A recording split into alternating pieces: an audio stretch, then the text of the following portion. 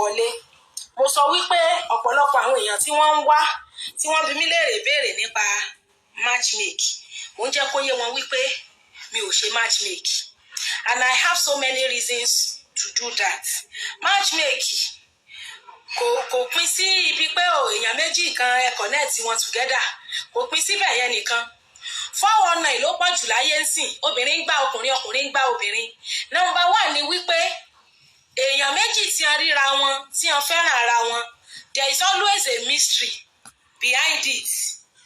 There is one mystery unsearchable tó máa ń wà nínú wípé kí ọkàn èèyàn connect pé this person you like him or this person you like her. Ẹni tó rí true matchmake especially ẹ̀kíní yẹn bá àwọn ọkùnrin jẹ́ obìnrin tó bá rí true matchmake wọn kì í fojú rẹ̀ wò bẹ́ẹ̀ ni mo sọ fún yín ọ̀pọ̀lọpọ̀ àwọn tí wọ́n ṣe matchmake yẹn wọn ní post failure wọn they will never post their failure on social media. Ẹlòmíì àti ẹ̀ máa bùgá pé èèyàn 100 ló ń ti connect lénìí èèyàn 50 ló ń ti matchmake lénìí. Ọ̀pọ̀lọpọ̀ àwọn tí wọ́n mọ implication kìíní yìí ẹ rí wípé ọ̀pọ̀lọpọ̀ àwọn èèyàn náà ní dating site nísìn they have dating sites so that when you go there you know you are at your own risk you are on your own. Kò kí n ṣe wípé ẹnìkan ló wá bá nínú DM tó wá connect ẹ tó gba information ẹ tó gbowó lọ́wọ́ ẹ tó connect ẹ mọ́yàn 419 sì pọ̀ nísìn orí ìkànnì yìí náà la wà tá a rí bọ̀dá kan tó lọ ṣe matchmake lórí platform kan tó fún gẹ́ẹ̀rì yẹn ní 10 million pé kó wá bọ̀ ní Canada tí yẹn gbowó tó gba US lọ tó lọ bá another boyfriend ńbẹ̀ tí bọ̀dá yẹn wá bu ẹni tó matchmake wọn so pé kó bò mú 10 million òun pé wọ́n jọ gbá òun ni ẹni tó matchmake ò dẹ̀ mọ́ ń pa èèyàn mélòó ló fẹ́ mọ̀ tó so pọ̀. I'm very sure and I know that tí n bá gbé update síta lórí Facebook sí àbí lórí any of my platform pé okay mo fẹ́ bẹ̀rẹ̀ matchmake o iye àwọn èèyàn tó máa wá díẹ̀ mú mi wọ̀n níye tó bá sì ṣètò owó ní tí bá ń ṣe matchmake ni kódà èmi náà mọ̀ wípé owó ti yáde ṣùgbọ́n ẹ̀rí ọkàn ó ṣe pàtàkì torí ẹni tó matchmake pọ̀ tí wọ́n múra wọn tí wọ́n hara wọn lé mọ̀ nǹkan kan ṣẹlẹ̀ sáǹtì kan lẹ́nu ọjọ́ mẹ́ta èèyàn tó súnmọ́ mi tó dàbí ṣọrùn mi báyìí ṣóyé wa bẹ́ẹ̀ yẹn tẹ́ni yẹn múra tó gba gbogbo owó lọ́wọ́ wọn tó gbá wọn lọ́tún lósì tó ṣe wípé tó bá lọ jẹ́ pé true matchmaking kan àbí true ẹnìkan náà ṣe mọ ẹni yẹn ni that matchmaker will be in trouble. Ọ̀pọ̀lọpọ̀ àwọn tó dẹ̀ ṣe matchmaking yìí once they have gbowó wọn tó bá ti gba owó wọn they didn't have any concern again. Tẹ bá rí fídíò kan tí mo share lórí Facebook wọ̀ mí níbi tí bọ̀dá kan ti ń bínú bọ̀dá tó wọṣọ rẹ́ẹ̀dì báyìí tó ń para pé kí ni ìtumọ̀ pé àwọn ọkùnrin mímí wà tán kì í wẹ̀ pé òun matchmake lady kan fún bọ̀bọ̀ kan pé bọ̀bọ̀ yẹn ò wẹ̀ pé gbogbo abíyá ìgbogbo ara ẹ̀ ló ń rùn wípé ọ̀pọ̀lọpọ̀ ẹ̀yin ọkùnrin ẹ̀ mọ̀ sọ wípé àwọn obìnrin ò serious ẹ̀yin gan lẹ́ẹ̀dẹ̀ gbádùn ẹ̀ serious báwo ló ṣe máa wà tó ò ní wẹ̀ ṣé bẹ́ẹ̀ lọ́ṣẹ́ wọn tó ni àbí subsidy omi náà tó fi wẹ̀ sí subsidy tó ti mú omi náà ni. And I'm very happy pé ọkùnrin ló sọ̀rọ̀ yẹn fúnra ẹ̀ na man talk am check my Facebook wall ó wà bẹ́ẹ̀ níbi tí bọ̀dá yẹn ti ń bínú pé òun ṣe matchmake fẹ́yàn kan kí ló dé tàn sí yẹn tó fi padà wá sọ fún ẹni tó matchmake wọn nígbà tó ní issue pẹ̀lú ẹni tó matchmake wọn pẹ̀lú imagine kéèyàn 20 mọ̀ complain bẹ́ẹ̀ yẹn kó dẹ̀ gbowó lọ́wọ́ wọn ò nífẹ̀ẹ́ ignore you will not want to ignore them. Èmi dẹ̀ lélẹ́yìí mi láìkí kéèyàn mọ̀ ní impression wípé bóyá òun ṣe nǹkan kan ẹnìkan ló tí òun sí i unfortunately èèyàn mélòó ló fẹ́ believe ẹ pé o ò mọ̀ sí i tó bá di later in the future tó bá múra wọn tó gbára wọn tàbí wọ́n gbowó lọ́wọ́ ara wọn tàbí wọ́n lura wọn jìbìtì lura wọn 419 excuse me ibo ló ti fẹ́ wẹra ẹ mọ́ pé o ò mọ̀ sí o ò mọ̀ nǹkan kan parẹ́ o sọ fún gbogbo àwa tá à ń wá yẹn kì í ṣe wípé mo rìn mọ̀ pé tí n bá ṣe matchmaking máa rówó ń bẹ̀ kì í ṣe pé mi ò mọ̀ páwọn èèyàn wà lonely you understand best nǹkan tó wà lẹ́yìn ọ̀fà ó jèjè lọ user 807 wọ́n ní please put me through I'm having problem of buying coin on TikTok.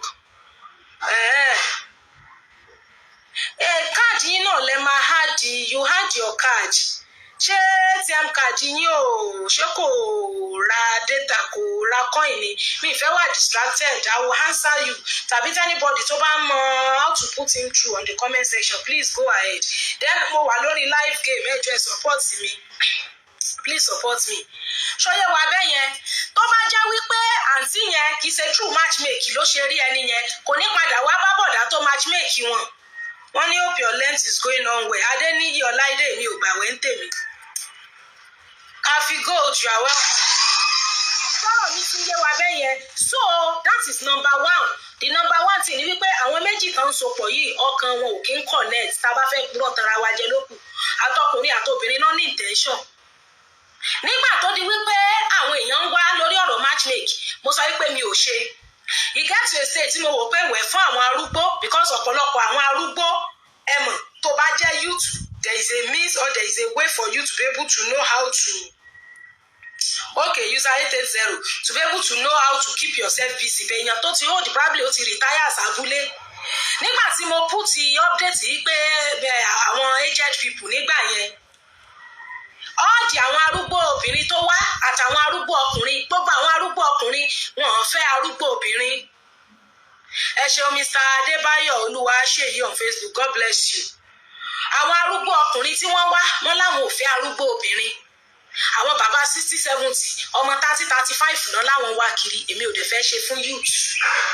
Bẹ́ẹ̀ àwọn ìyá arúgbó àwọn ò fẹ́ ọmọ inú wọn ẹ̀ lérí ìyá arúgbó 60 ó ní ọmọ 35 ní kẹ́bọ̀n wá ńgbà tí ò ṣe jìgólò tó sẹ́rí tó ṣe pé wọ́n fẹ́ ṣe wọ́n fẹ́ fẹ́ nìyẹn ni kì í ṣe pé bóyá wọ́n fẹ́ wá àwọn tí wọ́n mọ̀ bára wọn dọ̀rẹ́. Ṣóyé wa bẹ́ẹ̀ yẹn. So ìní mo ṣe answer pátápátá pé àwọn arúgbó ta tún fi pé ká help loneliness wọn àwọn ọkùnrin arúgbó wọn ò fẹ́ obìnrin arúgbó ọkùnrin 60-65 ọmọ 30-35 náà ni ẹ máa bá wá kiri. Ṣọ́rọ̀ mi yé wa bẹ́ẹ̀ yẹn. So please we need 2 roses to activate speed on TikTok. Please somebody should drop 2 roses for us. Okay, just 1 rose. We have people on this live stream now. Just drop a single rose. We will meet the target. So àkọ́kọ́ nìyẹn. Okay, àti meet target. Àbátẹ̀mí tọ́pẹ́ ibẹ̀. God bless you, sir. Àkọ́kọ́ nìyẹn. Àwọn èèyàn wọ́n máa ní different motive and different intention. Ẹlòmíì 419 ni. And ọ̀rọ̀ matchmake yìí àwọn obìnrin náà máa ń jìyà ẹ̀ jù. Majority àwọn ọkùnrin obìnrin tó bá rí true matchmake wọn kì í treat ẹ ní treat èèyàn tó decent wọ́n máa ń rí wọn nírìí wípé onírìn àrè ni wọ́n ni ọlọ́ọ̀bá ń gbọ́. That's number 1. Number 2 ni pé ọ̀pọ̀lọpọ̀ àwọn tẹ́ matchmake ọkàn wọn ò kí ń connect. Ọkàn wọn ò connect. Kò sí nǹkan tó dàbí kéèyàn ò ríyàn àbí kó o ríyàn kẹ́ fẹ́ràn ara yín on a neutral ground. Because you that you are doing matchmaking, you have already created impression inside that person wípé òun wá ìyàwó àbò òun wọkọ o ti impression yẹn ti wà ń bẹ̀ Ọ̀túnba Bójú ẹ ṣe thank you for the God bless you sir ẹ kùnà owó ẹ ṣe gan. Sọ̀rọ̀ mi yé yín o ti create impression fẹ́ni ẹ pé òun wá ìyàwó ìwọ ló ní ìdìyàwó ó dẹ̀ máa gbá ẹ dé level bí tó máa gbá ẹ dé tó bá jọkùnrin tó bá jóbìnrin ọkùnrin náà ni o ti create impression pé o ní ìdí ọkọ ó dẹ̀ máa gbá ibi tó máa gbá ẹ dé á lù ẹ̀ ní jìbìtì owó á lù ẹ̀ ní jìbìtì òbò. Bẹ́ẹ̀ ni torí ìwọ ló wáyàwó ìwọ ló ń wọkọ ìwọ ni status ẹ ò tẹ́ Ọlọ́run èmi ò mọ tẹ́yìn òkè táwọn èèyàn kì í find the solace in whatever status náà bá bára wọn. Ṣọ́rọ̀ mi ti yé yín bẹ́ẹ̀ yẹn kò sí nǹkan téèyàn ní láyé yìí kò sẹ́ni tọ́lọ̀ ń dá láyé yìí tọ́lọ̀ ò fún ní 1 or 2 things. Nǹkan kan wà tó ní tẹ́lòmíì ò ní nǹkan kan wà téèyàn míì ní tí ìwọ ò ní tí ẹlòmíì ní tí ìwọ náà ò ní. Bọ́lọ̀ dẹ̀ ṣe dáyé nìyẹn. But in a situation where you have gotten to a stage whereby you believe that God is not good to you tó fi ìpè Ọlọ́run ò dára sí ẹ tó wá lọ ń torí bọ inú ibi tí ò yẹ kó torí bọ pírọ́blẹ́mù ni kò tètè mọ̀ lẹ́ni wípé kò sí ọkùnrin náà tó máa rí ẹ through matchmaking tá a ṣàpọ́nlé ẹ. Ọlọ́run gbọ́ majority of matchmaking tán máa ń ṣe nínú church gan tán náà sísà kan ti gbó tán matchmaking wọn máa bro ibo ni máa ń padà forí gún they will not post their failure. Wọn ò ní post failure àwọn nǹkan yẹn. They will never post the failure. Miss Rukayat Aziz, I've picked your call. Check your network. Ṣàlàyé mi ti yé yín báyìí. That is number 2. Ọkàn wọn ò connect wa. Ó kálukú ló ní motive. 85 to 90% of àwọn tán ṣe matchmaking 419 náà fẹ́ ṣe wọ́n fẹ́ gbára wọn ni. Ọ̀pọ̀lọpọ̀ wọn kọ̀ mọ́ dá mi wájú náà kí wọ́n lè tẹ̀lẹ̀ tútù. Wọ́n mọ̀ dá mi wájú wọ́n mọ̀ ṣe dáadáa. At the long run, at the end of the day, by the time tí the other person bá ti relax tó ti wò pé èèyàn gidi ni ìgbà ní òtò pọ̀ ọ̀fẹ́ náà mú ẹ̀lé wọn lórí. Hello ma. Hello, good afternoon ma. Good afternoon ma.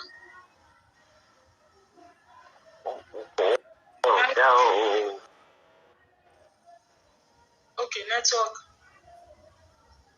Ṣọ́rọ̀ mi ti ń yé wa báyìí. So matchmaking ó kọjá wípé kìíní mo understand the fact wípé tí n bá fẹ́ ṣe matchmaking sí any amount tí n bá pè people will definitely pay. They will pay, some will even pay more. Mo lọ attend the seminar kan, àwọn kan pè mí fún seminar kan recently fún àwọn arúgbó. So I went, and èmi dẹ̀rẹ́, I'm not a business woman, I don't know how to charge.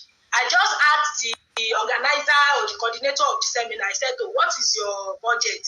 When he told me the budget, tó bá yẹ pé I'm to use my mouth to charge, mi lè charge to half of iye tán nìyẹn láwọn tán àfọ tán ọ̀fà. So no matter what you charge, some can even àwọn èèyàn tó lè san more than it wà tó máa díjú fún ẹ more. Yes.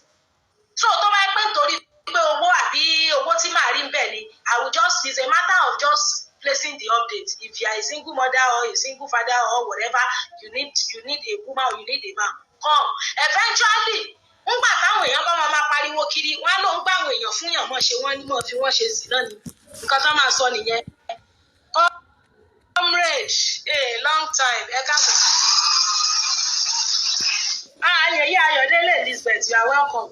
Nǹkan tó máa sọ nìyẹn. That's number one. Then number two, ọ̀pọ̀lọpọ̀ àwọn ọkùnrin tí wọ́n máa ń wá ìyàwó through matchmaking yìí, olórí burúkú ló pọ̀ jù láàrin ẹlòmíì. Mo rẹ́yàn kan recently tí wọ́n narrate ọ̀díìlì wọn fún mi. Comrade, thank you for the roses. God bless you, sir. Tí wọ́n narrate ọ̀díìlì wọn fún mi. Wípé nígbà tí àwọn kọ̀nẹ́ẹ̀tì woman kan, very rich woman, ẹni tọ́lọ́run bless tọ́lọ́run kẹ́, bóyá mọ́mì yẹn bóyá lost ọkọ wọn, bóyá ọkọ wọn pọ̀, I don't know. Wọ́n láwọn dẹ́ connect. Hey, Lekuchi, thank you for the confetti. You understand? Ọláwọ̀ bá ṣáà connect wọn papọ̀ o, with the hope wípé at least Kuchi ẹ ṣeun gan o, ẹ kùnà o, God bless you, sir. More money to your account.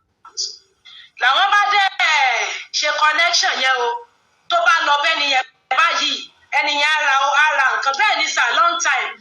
Ìyá mi á dáná, á foríṣiríṣi nǹkan. Please, we need 2 gifters to activate speed. Ara oríṣiríṣi nǹkan, á dáná, á raṣọ fún un, á ṣe everything. It was the ìyá ló náwó fún bàbá yìí. Ṣóyè wà bàbá yẹn, 2 gifters la need, not 2 gifts. 2 different gifters. Lekuchi ẹ ṣé mo dúpẹ́.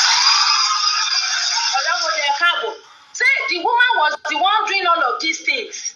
Nígbà tó bá tún padà travel padà síbi tó ti wá, ìyá yẹn á tún raṣọ, ara gbogbo nǹkan, á ṣe gbá, á ṣàwo. TikTok, we have many people here. Just one more gift, Alani. We have 5 seconds left to activate speed. Just drop anything before it goes. So we couldn't reach the target. Ṣóyè wà bẹ́ẹ̀ yẹn. Comrade, thank you for the donuts. God bless you, sir. At the end of the day, the woman will be the one sponsoring it, doing everything. The woman is even paying this baba salary. Elderly man ni o. At the long run, and ìyẹn náà dẹ̀ tí wọ́n máa ń sọ fáwọn wípé the woman o táwọn bá lọ síbẹ̀, she used to take care of him, etc. Ipe ṣé èmi mọ̀ pé this same man ó tún wá ń bá àwọn tó wá toast àwọn. Mo ní mi understand nǹkan tẹ́ ẹ sọ pé àní ẹni táwọn connect mọ́ ìyá olówó tó dẹ̀ ń tọ́jú man yẹn tó ń ṣe dáadáa sí, the man still come. Àná ni dáàdi ẹ dákun sórí yín ò pé ni. Mọ̀ nǹkan tẹ́ ń sọ. Òun tẹ́ ẹ mọ̀ wípé òun jẹ́ social media person. Tóun dẹ̀ connect ẹ̀ wá bá òun pé kóun connect yín, tóun dẹ̀ connect yín mọ́yàn, and you are doing well with that person. Ẹ tún wá fẹ́ betray ẹni yẹn. Betrayer yẹn ẹ̀ tún wá rìn síwájú, òun tóun tún wá connect yín mọ́yàn, ilẹ̀ tún wá bá, ó lóun mọ̀ sọ ìyá láyà. Àwọn ilé ìsìrè wọn tún mọ̀ lọ sọ̀rọ̀ mélòó ní wàwá ìsọ. Ó lóun sọ ìyá láyà ọ̀rọ̀ sí máa yẹn. You can imagine. Kí ni kó wá jẹ́ òkú ìyá yẹn, ìyá tí ó ń sponsor ẹni láti stay sínú life òun. Mo sọ fún àǹtí ẹ̀ mo ní ẹ̀wò, ẹ jẹ́ lọ sọ fún ìyá yẹn wípé she should go and find solace in God. Because most of àwọn ọkùnrin tí wọ́n ń fẹ́ àwọn obìnrin through matchmaking yìí, rádaràda ni wọ́n ń fayé wọn ṣe. Àwọn méjèèjì ó kàn wọ́n mọ̀ try láti máa panel beat, láti máa patch, láti máa try to be together ni ọkàn wọn ò connect. Ntí kálukú ọ̀jẹ̀ ni kálukú ń wá, ọkùnrin wá bí ó ṣe gbá obìnrin, obìnrin wá bí ó ṣe gbá ọkùnrin. Unfortunately, obìnrin náà máa ń gbájú lórí matchmaking. Bẹ́ẹ̀ ni mọ́mí Saitano ẹ káàbọ̀ mà.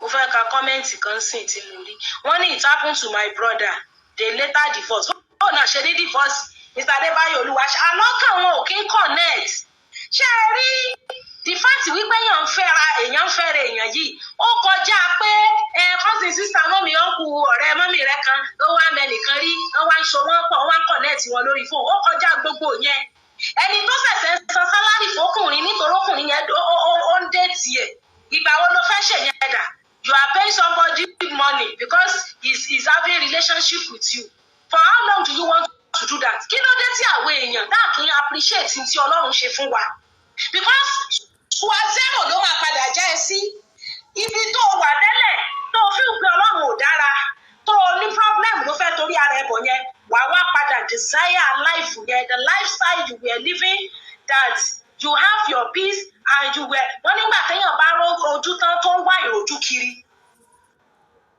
bẹ́ẹ̀ ni mo sọ fún ọ imagine ẹni tí wọ́n matchmake fún yàn tó tún lọ tòsí matchmaker tó tún wá lọ tòsí àǹtí yẹn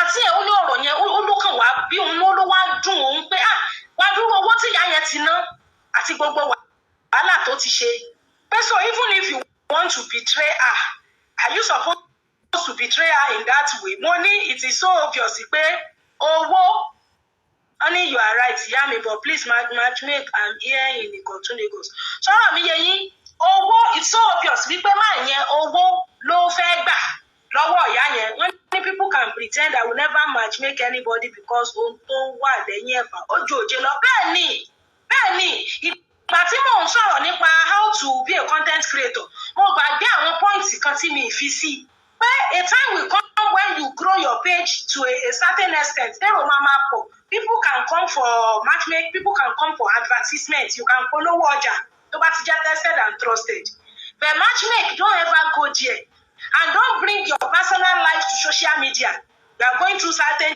challenges you bring it online that is what they will use against you tomorrow ó ní ìyá kan lẹ́nu ọjọ́ mẹ́ta yìí tí àwọn èèyàn ń bú tí wọ́n gbé hánu kiri the same show tó bá fẹnu ara ẹ̀ ṣe ń tó fẹnu ara ẹ̀ sọ nípa rẹ̀ iná làwọn èèyàn ń lò tí wọ́n fi ń bú ẹni ẹlẹ́ni kiri lẹ́lẹ̀ to me there is no need for that show irú show táǹtì yẹn tí yẹn ṣe ń jọ yẹn wọn ní ìdí show yẹn rárá probably she has her intention to have done it you don't bring your personal life online anybody can say anything about you bẹ̀ǹkan tó fẹnu ara ẹ̀ sọ moral àbí energy táwọn èèyàn fi nǹkan yẹn bú ẹ kò lè hide ohun tó wá wí fúnra ẹ you understand we need 10 roses to activate speed please we need 10 roses to meet targets on TikTok please let's drop something wọ́n ní don't you know everybody be yahoo so ti yẹ yín bẹ́yẹn your TikTok thank you for the roses God bless you we need 9 more roses to activate speed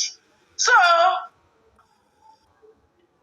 wọ́n léyìí tó lórí ònírù so bó ṣe jẹ́ nìyẹn ìkíṣẹ́ pé mi ń bọjà á jẹ́ fún àti ẹ̀ ń ṣe matchmake o nítorí wọn kálukú ni o bẹ́ẹ̀ mi sọ fún yín lẹ́kùchí ẹ ṣé mo dúpẹ́ we have reached target anything you drop now is ×2 God bless you Ọ̀túnba Bójọ ẹ ṣeun gan àǹbáàsì bá fẹ́ tanra wa lókù kò síbẹ̀ yẹn ṣe rí láyé yìí tọ́lọ́hún ò ní ẹni tọ́rán sí lọ́kùnrin lóbìnrin lọ́mọdé àti lágbà wọ́n ní we actually have some good people but most of people are pretenders anyway àti pretender o ta ló fún mi ní heart lẹ́kùchí God bless you ẹ ṣe kú ìnáwó more money to your account ẹ ṣe gọ́sà ẹ jẹ́ bá mi tẹ̀lé láwọn gifters mi o ẹ bá mi tẹ̀lé wọn for your own good náà ni if you see a gifter and you connect with a gifter it is a plus for you because when you are live to you see people to give to you èèyàn kan ló tẹ kógì fún opponent mi ṣá wow it is well I have plenty people too so wọ́n bá mi gbé nǹkan láwọlé ṣọ́rọ̀ mi ti yé wa bẹ́ẹ̀ yẹn so mi ò bá market jẹ́ ẹ rí wípé ọ̀pọ̀lọpọ̀ àwọn tó ń ṣe matchmaking sí many of them not ti yí sí dating sites because dating sites fúnra ẹ lọ sí site yẹn fúnra ẹ lọ sínú website yẹn kò sẹ́ni kankan tó gbé ẹ wá bẹ́ẹ̀ so whatever tó ju ẹ bá rí wà faramọ́ o ò lè fi wé ẹni tó wá bá ìtẹ́sìn bóyá o wá bá nínú díẹ̀ tó dẹ̀ gbowó owó tó gbà tí ẹni tí ó sanwó fún ẹ tó o dẹ̀ connect ẹ̀ mọ́yàn tó bá wá níṣòro pẹ̀lú ẹni yẹn tó o bá jẹ́yàn tó ní living conscience ṣó o máa rọrùn sùn gẹ́gẹ́ bí èèyàn. ó ní pé a lot of people tó ń ṣe matchmake business yìí they don't care about your well-being. bọ̀dá tó ń bára lórí Facebook mi tí mo post sórí wall mi pé òun matchmake àǹtí kan pé bọ̀dá yẹn ń rùn kò kí ń wẹ̀ all of that is because the brother is somebody tó wà concern ni. Majority àwọn matchmakers wọn ràn yá anybody tó bá ti gbowó wọn nísìnyí tí máa pé mo fẹ́ máa ṣe matchmake mo fẹ́ máa gba 200,000 per pair a combination 100,000 from each. People will pay more. We have people that will even pay more than that. You understand? But èèyàn fowó ẹkún rajà ìrìn. Good name is better than gold and silver. We understand the fact that there are people that are lonely that need sincere people, sincere relationship. Báwo lẹ ṣe fẹ́ mẹni tó dáa àtẹni tí ò dáa?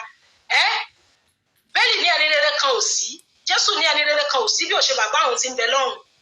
So kì í ṣe wípé bóyá mi ìmọ̀ọ́mọ̀ fẹ́ ṣe torí ọ̀pọ̀lọpọ̀ àwọn èèyàn tán wá pé Sabose platform tẹ níyì is not for us to just discuss alone. You can use it to help people's loneliness. Fine, kì í ṣe wípé mi ò mọ̀ but tálá mọ̀ tó dáa technical issue wà ta ló send request mi sìn bóyá Facebook app yín ti wà outdated kẹ́ download updated version.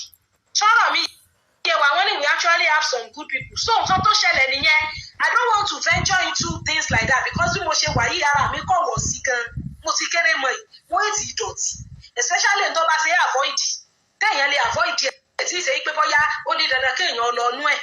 There are good people but let us seek the face of God. Let us first of all appreciate our position. Ọ̀pọ̀lọpọ̀ àwọn tí wọ́n ríra wọn through matchmaking yìí ojú òun wáyàwó òun wọkọ̀ náà fi ń wora wọn ojú òkúkú ń wọkọ̀ ìyá ọkọ ń jẹ́ obìnrin ló dẹ̀ máa ń jìyà jù to be candid. Tó o bá gbá wọn wọ́n á gbowó ọwọ́ wọn wọ́n á bá wọn sùn wọ́n á lù wọ́n jìbìtì owó lù wọ́n jìbìtì òbò lù wọ́n jìbìtì ara ẹlòmíì gbogbo owó business ẹ̀ ló kó kalẹ̀ all because ó fẹ́ stay inside relationship. Ọ̀pọ̀lọpọ̀ àwọn ọkùnrin tí wọ́n máa ń fẹ́ àwọn obìnrin through matchmake wọ́n máa ń búlì àwọn obìnrin yẹn ni Ọlọ́run gbọ́. So wọ́n máa ń búlì wọn ni wọ́n ní why do people do this? People will do worse. Mr. Soyemi John ẹjọ́ bá mi share nǹkan share nù. People will do worse because impression tó ti create ṣé bí mo àṣìlẹ́yìn kan níbí recently tí ẹni yẹn tí wọ́n sọ wípé àwọn ṣe matchmake fún èèyàn kan àwọn ṣe matchmake so ọjọ́ tí àwọn share number táwọn share táwọn connect wọn pọ̀ tí kálukú ti ní phone number ara wọn pé the very first thing tí máa yan ní kàǹtí yẹn ṣe ni pé kó lọ wẹ̀ kó dẹ̀ máa ṣe fídíò call pẹ̀lú òun níwòwò àwọn àǹtí yẹn wá pe àwọn padà pé nǹkan tẹ́ni yìí mọ̀ sọ leléyìí ìyá yẹn wá bẹ̀rẹ̀ sí ní ṣẹ́ ìpè lẹ́ni tó matchmake wọn yẹn pé nítorí pé oríyàn true matchmake pé ẹlòmíì gbogbo nǹkan tójú ẹ̀ ti rí we need 60 roses àbí we need 2 roses to activate speech sọ̀rọ̀ mi yẹn pé ẹlòmíì nǹkan tójú ẹ̀ ti rí ló jẹ́ kó wá true matchmake kò ti wá fi pé bóyá o ti rẹ́yàn tó true matchmake nísìn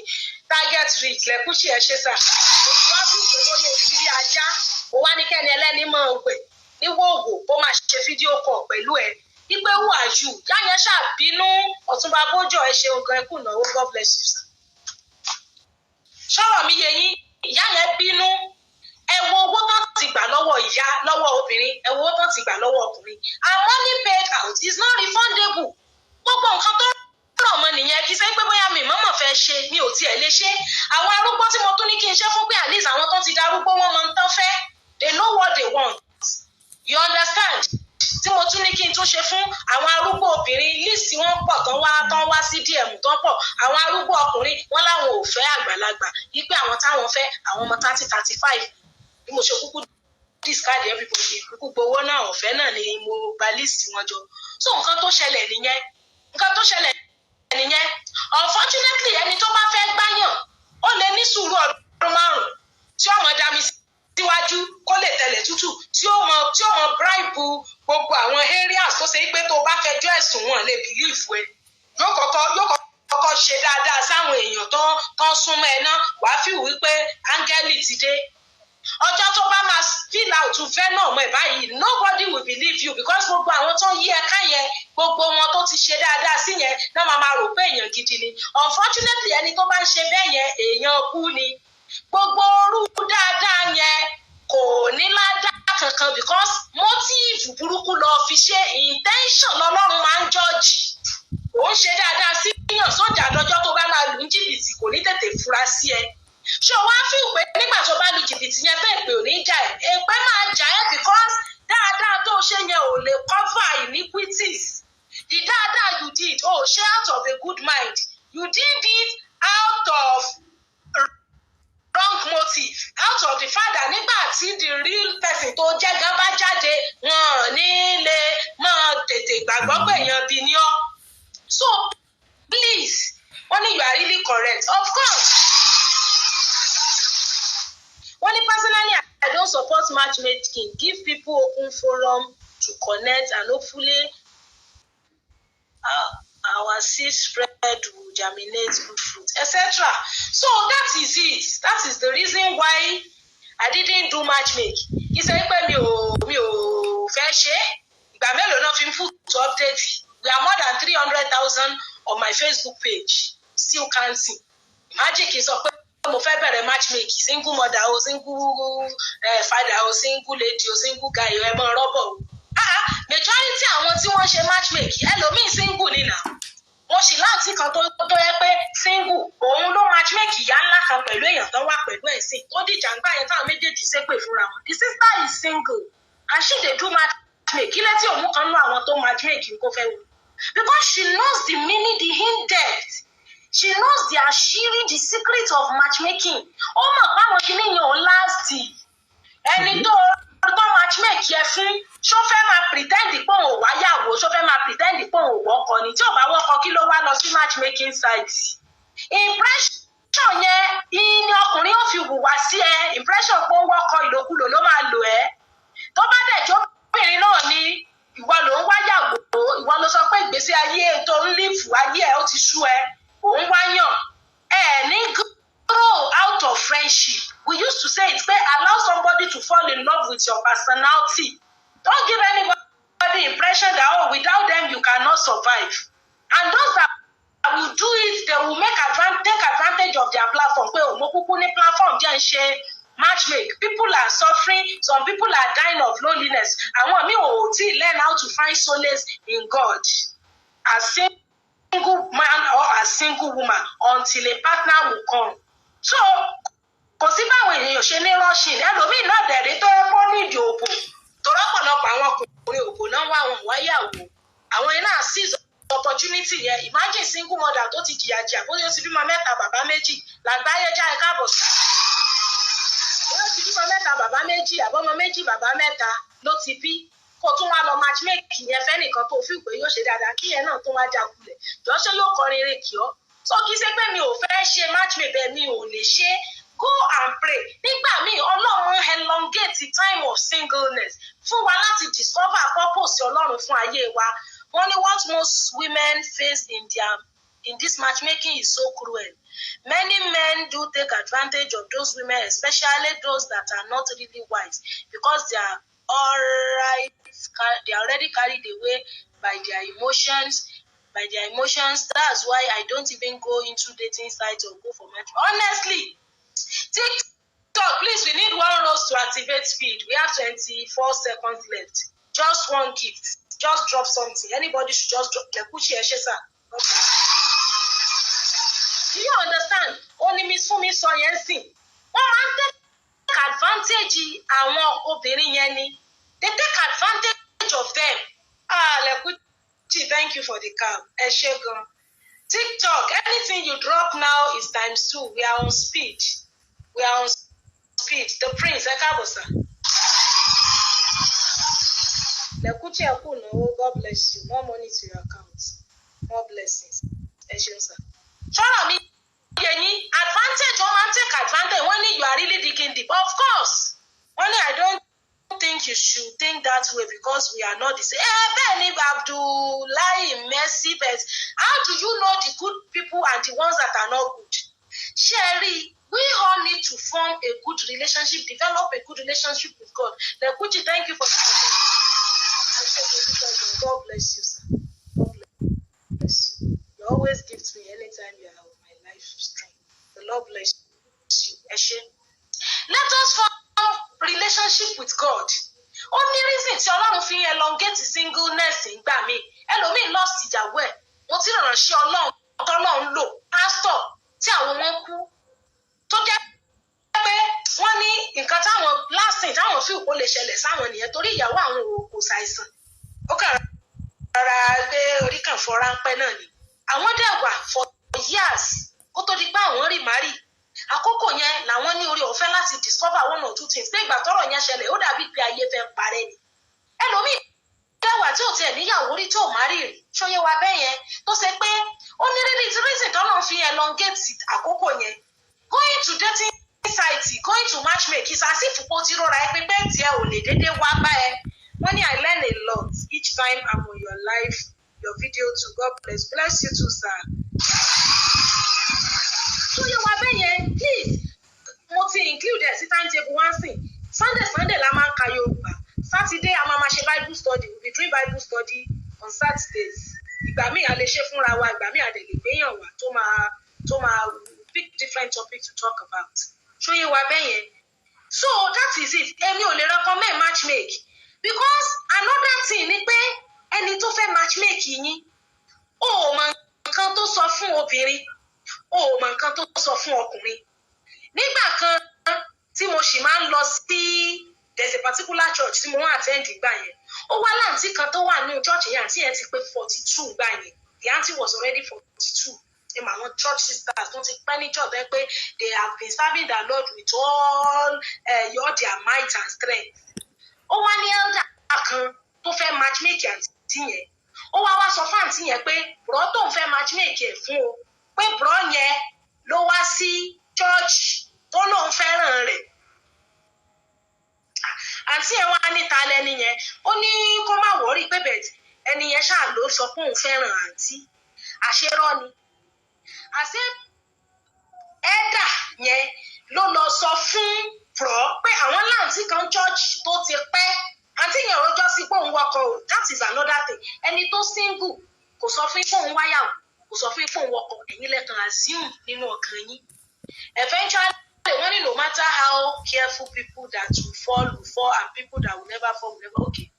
Eventually nígbà tó ṣáà combination wọn tí wọ́n combine wọn together brother yẹn ṣáà máa misbehave á máa hùwà burúkú á máa sọ̀rọ̀ sí àǹtí. Impression pé wọ́n ní òun ló wá tó rí àwọn tó fẹ́ràn àwọn impression yẹn làǹtí yẹn fi relate pẹ̀lú ẹ̀. But the other guy is relating with her with the impression that I'm doing her a favor. Can you see two different reasons? The sister is relating pé tó na you kúkú see me say you like me. The guy is relating pé you are at my mercy. Mo ń ṣàánú ẹni toro ti pẹ́ lé. At the end of the day ìjà ló padà kẹ́yìn kìíní yẹn wọ́n padà jà túká. Why? Because in fact ẹni tó tún wá combine wọn together ó tún wá dìjà tó tún yan bàbá yẹn lódì títí. MD99 thank you. That is it. Ẹni tí ó matchmake èèyàn ó máa tó sọ fún obìnrin nípa ìwọ ó máa tó sọ fún ọkùnrin nípa ìwọ náà torí òun fẹ́ ṣe business tiẹ̀ ó fẹ́ gbowó tiẹ̀ at the long run. In fact brother yẹn kan padà sọ pé òun ò sọ pé òun fẹ́ yàwó wípé àwọn ẹni tó wá bá òun yẹn ló sọ pé àwọn láǹtí kan kó òun wá fẹ́ kó òun sọ pé òun ní ìdíyàwó live and direct pé òun ní ìdíyàwó. So the embarrassment, the shame, the everything tó kọ̀ sí àǹtí yẹn in fact the aunty got angry and left that church kò wá church yẹn mọ́ because a whole lot of things ló tún ṣẹlẹ̀ tó ní sọ irú àwa báyìí ó mọ̀. So please stop matchmaking people. Ẹni tí ò bá sunkún ìyàwó tí ò sunkún ọkọ wá bá yín leave people alone. Èwo ni wàhálà àwa èèyàn gan. Ẹni ó bá wá bá yín wọ́n ní di matchmake ààyè ọ̀tọ̀ nìyẹn. Bẹ́ẹ̀ni tí ò wá bá yín ṣó sunkún pé ebi ọkọ ń pa òun ni àbí ebi ìyàwó ń pa òun. Why can't you leave people alone? Why can't you leave people alone? Ọ̀rọ̀ matchmake yìí ẹni tó máa ṣe matchmake òun á ti gbowó ti tiẹ̀ bóyá 200,000 ní charge o bóyá 300,000 ní o bóyá jù bẹ́ẹ̀ lọ ní o bóyá less than that yóò ti gbà yóò ti lọ lè wá mọ kẹjọba ní gbogbo ìgbà àti kan ló lóun ṣe matchmaking kan ó lọ́bọ̀ rẹ́ nìkan ní Kaduna true matchmaking ó lóun tóun dẹ̀ ń gbé East Ọ̀yọ́ state ló ń gbé wọn bọ̀ ríyàn Kaduna ó lẹ́ni yẹn wá ní kóun travel wá sí Kaduna ó lóun nílò ìwọ ní kóun gbéra láti Kaduna bó tiẹ̀ ní wá sí Ọ̀yọ́ kóun náà travel látọ̀yọ́ òun níyàn ní bóyá bí àwọn middle east yẹn middle belt fẹ́ pé state tó ṣe pé òun lè rin 4 hours kí wọ́n náà rin 4 hours àbí kí òun travel 7 hours kí wọ́n náà travel 7 hours káwọn lè meet at the center kò sí bóun ṣe máa gbéra láti yàyà Ọ̀yọ́ wá sí náà tí Màdúgùrí àbí Sókótó náà lẹ́ni yẹn wà lọ́ba ní tí ọba lè wá kó jókòó ẹ̀ náà ṣe bóun ló wá ṣe matchmake ṣe bóun ló ń wọ́kọ àbẹ̀wò lóde ó lè travel wá ń tòun o pé kí ṣe dandan ni kó wá sí Ọ̀yọ́ níbi tó ń gbé àní kó rọra travel díẹ̀ kó náà dẹ̀ travel díẹ̀ ó ní bí yẹn ṣe bẹ̀rẹ̀ sí ní sọ̀rọ̀ sóhun nìyẹn lónìí náà ló jẹ́ kó fi dàgbà tó lọ́kọ náà ló jẹ́ kó ṣe gbá ó lóun bá ní ohun òwọ́kọ olólùwọ́kọ ló wá sórí matchmake gbogbo lòun ti rí nọ́mbẹ ṣe bá matchmake wọn ni ó lóun wá record conversation yẹn òun wá send sí ẹni tó matchmake àwọn ìyẹn bá ní kò sí nǹkan tó kàn pọ̀ ti gbowó tòun o ó ní lòun fi wá rí wípé these people they are just after their money ó ní ohun ọ̀rẹ́ nìyẹn sójú rí lẹ́yìn ọjọ́ tó ti fóònù tó ti sọ̀rọ̀ sóhun bó ṣe blọọkì òun nìyẹn pé 100,000 ló ń dẹ̀ san fún matchmake yẹn òun ò mọye tí máa yẹn náà san ó ní kò sí nǹkan tí ò sọ tán sóhun mo ní matchmaker tó wá matchmake yín ó ní yẹn gan ò tètè tó rántí òun ó ní ò tètè rántí ó nítorí gbà tóun sọ pé àwọn tóun matchmake peers tóun peer pọ̀ tóun matchmake kì pọ̀ òun tún send picture òun tún send proof of payment pé ó láwọn tó sanwó sàkáǹtì òun pọ̀ fún matchmake so kí èèyàn mélòó lòun fẹ́ rántí ó lóun kàn ríra àwọn as a foolish person ni